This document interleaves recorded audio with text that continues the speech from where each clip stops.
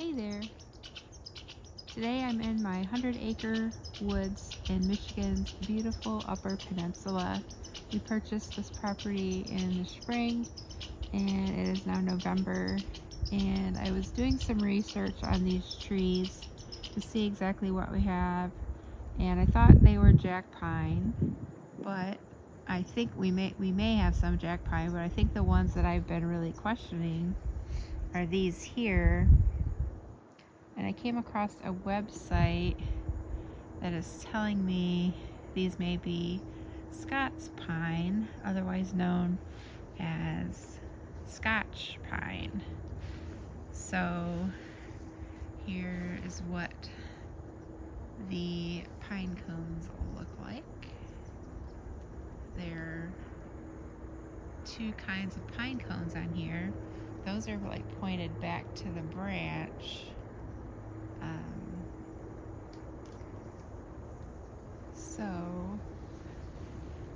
And they have 2 needles per bundle, and they have a bit of a twist to them, which from what I understand is a Scots pine.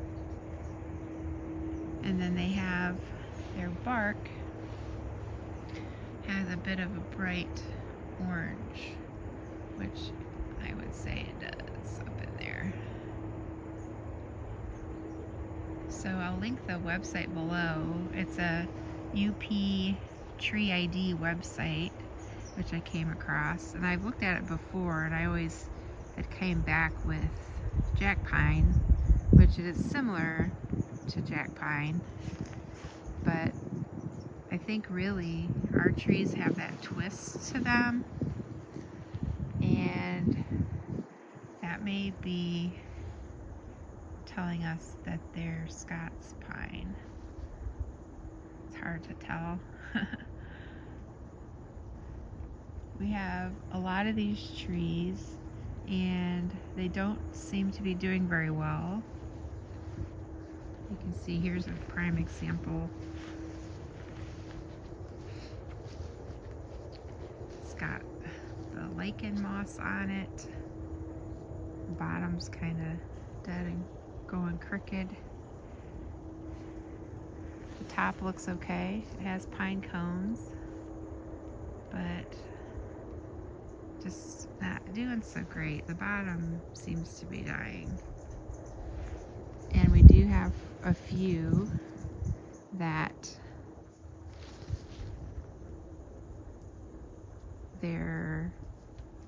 they start that way, and then once they get really covered with the lichen, which the lichen is getting on them because they're dying, the lichen is not killing them.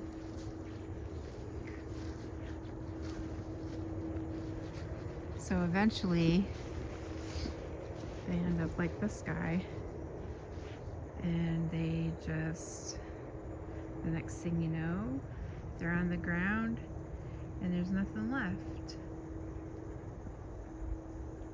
So it is very sandy here.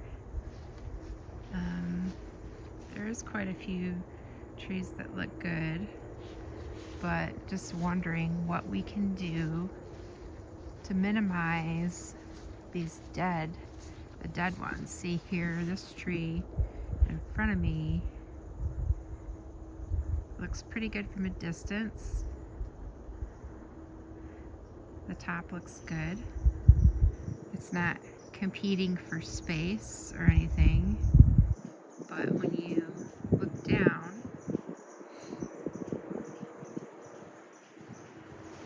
the bottom looks pretty dead.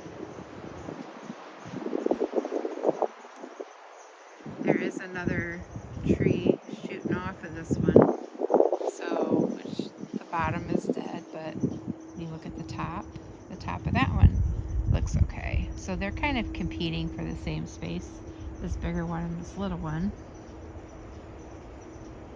So I would think my best option would be to cut that little one out, maybe trim back some of these deader branches on the bottom, and maybe that'll be enough. I don't know. what we have done, this week we went to Sault Ste. Marie, and we went to the, I'll put their link in, but I don't know if I'm saying this right, Natural Conservation Resource Center,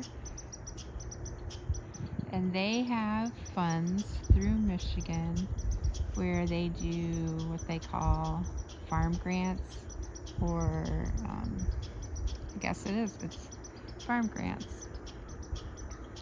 So you can go there and apply, and they will, the qualifications for applying are very lenient, I would say.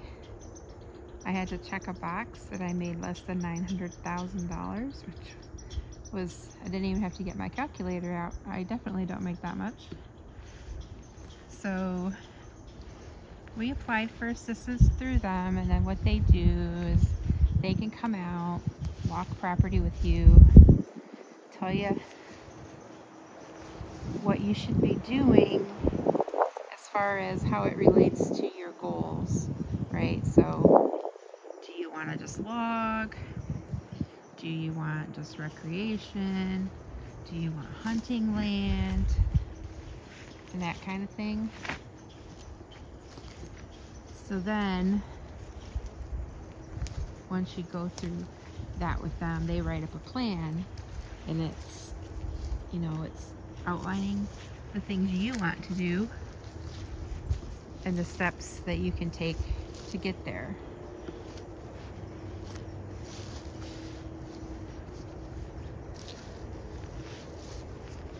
So we did that. They're taking applications for the spring. The other option is you can hire a forester, and they can come and do a similar process with you and can provide technical assistance as what to do with your trees. Now, most of these are a pretty good height. They're like, this one's like got double trunk up there, which is not ideal. Some of them are a little like bent. You see this one kind of goes up at an angle there. So yeah, we're just looking to get some technical assistance on what we should be doing. We think we need to thin these out a bit. Like, they need sunlight, and anytime they're too close together, the bottoms, anything that's in the shade just dies. So we just want to make sure we're on the right path to helping these trees. And then what can we do, because a person only needs so much firewood. So can we do anything with this lumber that if we take down half of these trees, I know they're not going to be making beautiful boards out of them or anything, but I would think surely that there's something that it could be for wood pulp, for paper, excuse me, or something along those lines. Don't want to waste what we have.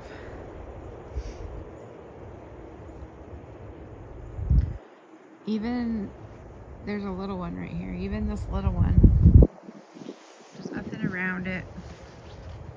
I think maybe there's a track here, like people were driving through here, so maybe it got ran over. But even a lot of the little ones need help.